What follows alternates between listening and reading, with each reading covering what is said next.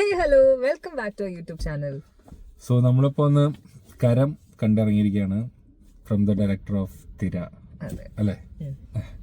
So നമ്മുടെ കുറെ എനിക്ക് തോന്നുന്നു ക്രിഞ്ച് പടങ്ങൾക്ക് ശേഷം ഹൃദയം വർഷങ്ങൾക്ക് ശേഷം അങ്ങനെ പല പല സിനിമകൾക്ക് ശേഷം ഇപ്പോ വിനീത് ശ്രീനിവാസന്റെ നെക്സ്റ്റ് സോറി, പക്ഷെ ഞാൻ പറയുന്നത് തെറ്റാണെങ്കിലും പക്ഷെ കുറെയൊക്കെ തിരയായിട്ട് സിമിലാരിറ്റീസ് ഉണ്ട് കഥയിലും. അത് നിങ്ങൾക്ക് കാണുമ്പോൾ മനസ്സിലാവും. പടം എനിക്കൊരു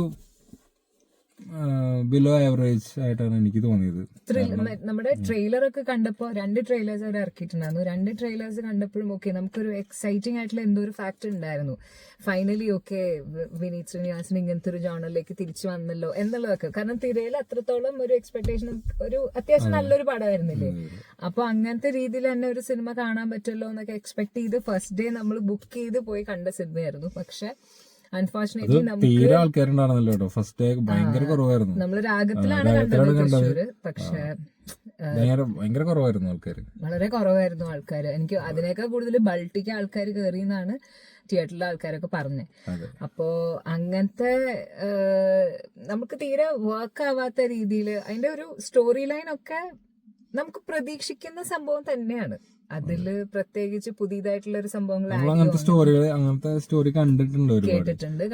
പിന്നെ ആ പടം കൊണ്ടുപോകുന്ന ഒരു ഇമോഷണൽ ട്രാക്കിലേക്ക് നമ്മള് പ്രേക്ഷകര് എത്തുന്നില്ല. ശരിക്കും പറയുകയാണെങ്കിൽ നമ്മള് പടം ഇങ്ങനെ കാണുന്നു, അതില് പല ഇമോഷണലി ഉണ്ടാവുന്ന സാധനങ്ങൾ പോകുന്നു, പക്ഷെ അതൊന്നും ടച്ച് ചെയ്യുന്നില്ല.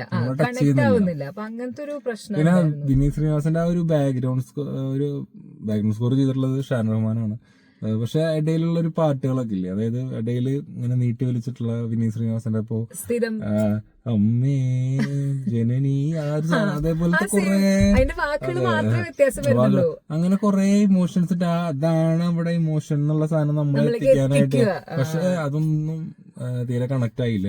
എനിക്ക് ഇതങ്ങനെ ഒരു ബാക്ക്ഗ്രൗണ്ടിൽ ഒരു വിനീതിന്റെ ആ ഒരു പാട്ട് ഇട്ടിട്ട് നമ്മളിതാക്കേണ്ട ഒരു സ്റ്റോറി അല്ല. ഇത് കുറച്ചുകൂടി റഷ് ആയിട്ടുള്ള ഒരു സാധനമാണ്. പക്ഷെ കുറച്ച് സ്ലോ പേസ് ആണ്. ഫസ്റ്റ് ഹാഫിൽ മുഴുവൻ ആ ക്യാരക്ടറിനെ ഇപ്പൊ നോബൽ ബാബു തോമസ് ആണ് അതിന്റെ സ്ക്രിപ്റ്റ് റൈറ്റർ.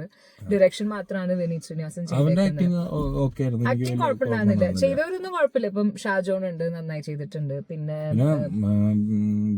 ബാബുരാജ് കുറച്ച് തമാശകളൊക്കെ ഉണ്ട്, അതൊക്കെ. പിന്നെ മനോജ് കെ ജയൻ ഉണ്ട്. അങ്ങനെ പക്ഷെ തീരെ ഒരു അത്ര റോളില്ല. പുള്ളി നോബിളിന്റെ ഒരു ചുറ്റുപാട് നടക്കുന്ന ക്യാരക്ടേഴ്സിനെ ബിൽഡ് ചെയ്താണ്, അല്ലെങ്കിൽ നോബിളിനെ കുറിച്ച് തന്നെ ക്യാരക്ടർ ബിൽഡ് ചെയ്താണ് ഫസ്റ്റ് ഹാഫിൽ മുഴുവൻ കാണിക്കുന്നത്. സെക്കൻഡ് ഹാഫിൽ നമ്മൾ പ്രതീക്ഷിക്കും ഓക്കെ ഇങ്ങനെയൊക്കെ തന്നെയാണ് വരാൻ പോകുന്നത് എന്നുള്ളത് നമുക്ക് അറിയാം. അതിൽ യാതൊരുവിധ വ്യത്യാസവും ഇല്ല.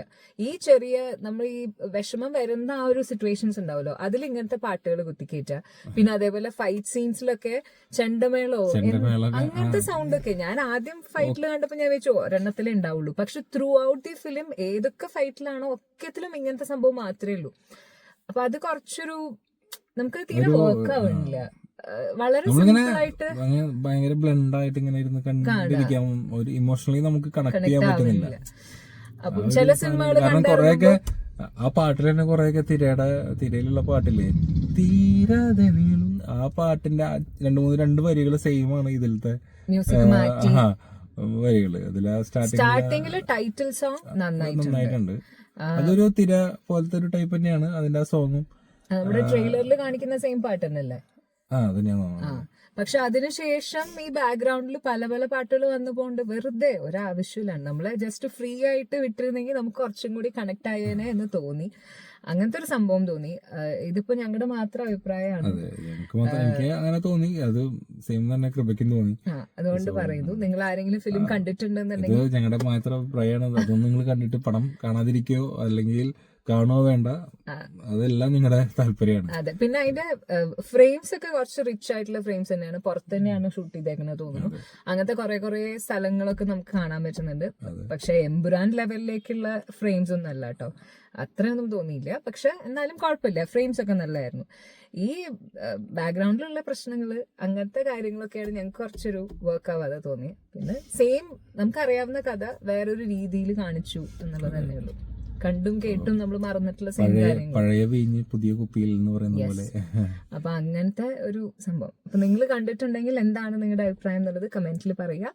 എന്തായാലും സിനിമ പോയി കണ്ടോളൂ, കുഴപ്പമില്ല. നിങ്ങൾ എന്തായാലും ഞങ്ങളുടെ അടുത്ത് എന്തൊക്കെയാണ് അഭിപ്രായം എന്നുള്ളത് കമന്റ്സിൽ പറയൂ. നെക്സ്റ്റ് വീഡിയോയിൽ കാണാം. Bye bye.